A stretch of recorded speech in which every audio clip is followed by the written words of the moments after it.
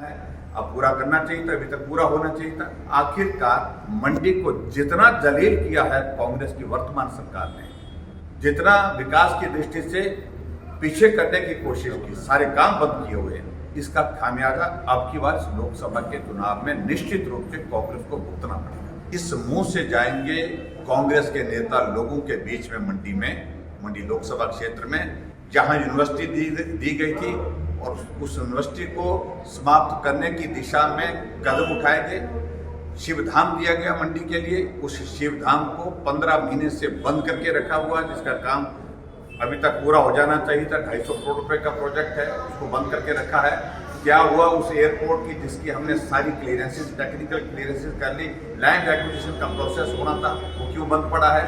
ये सारे प्रश्न हैं। डिग्री कॉलेज मंडी की बिल्डिंग, जिस बिल्डिंग के लिए हमने 27-28 करोड़ रुपए दे करके उसको स्ट्रक्चर खड़ा कर दिया था, लेकिन 15 महीने से सरकार कांग्रेस की बनी, जब से बनी है उसका काम। और भारत 2047 तक कैसा होना चाहिए, उसका एक रोड मैप।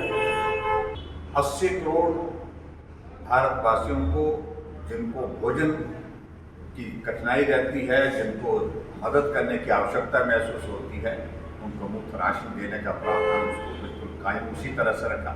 जो आयुष्मान भारत के अंतर्गत, जिसमें 5 लाख रुपए का हेल्थ कवर दिया गया है, और 5 लाख हेल्थ कवर के साथ साथ में अब और चीज़ को बढ़ाया गया उसमें कि 70 साल से ऊपर जितने भी बुजुर्ग, वो सारे के सारे उसमें कवर होंगे। वन नेशन वन इलेक्शन, और वन नेशन वन इलेक्शन एक बहुत बड़ा एक विजन है। लाखों करोड़ रुपए इस देश का चुनाव के आयोजन में ही खर्च हो जाता है, और 5 साल तक चुनाव होते ही रहते हैं। कभी किसी राज्य के, किसी लोकसभा, कभी किसी विधानसभा के उपचुनाव की बात आती है। इस तरह से भी अलग अलग राज्यों के चुनाव अलग अलग समय में होते हैं। तो इस कारण से ये भी एक बहुत बड़ा एक उसमें एक विजन दिया गया है कि उस पर हमको काम करने की आवश्यकता है। नारी शक्ति वंदन का एक निर्णय पहले ही कर दिया है, लोकसभा राज्यसभा में पारित तो कर दिया है, लेकिन इसको लागू करने की दृष्टि से कहा है हमने कि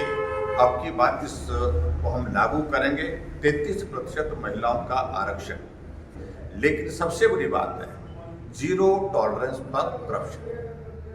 भ्रष्टाचार को मूल से उखाड़ने के लिए, समाप्त करने के लिए उसमें जो कदम उठाने की दृष्टि से जो बात कही गई है, वो बहुत महत्वपूर्ण है। और मैं इस बात को कह सकता हूं कि हमारे देश में नरेंद्र मोदी जी जिस प्रकार से नेतृत्व करते हुए 10 साल का कार्यकाल पूरा किए हैं, और आने वाले समय में इन 5 सालों के लिए तो विजन दिया ही दिया है।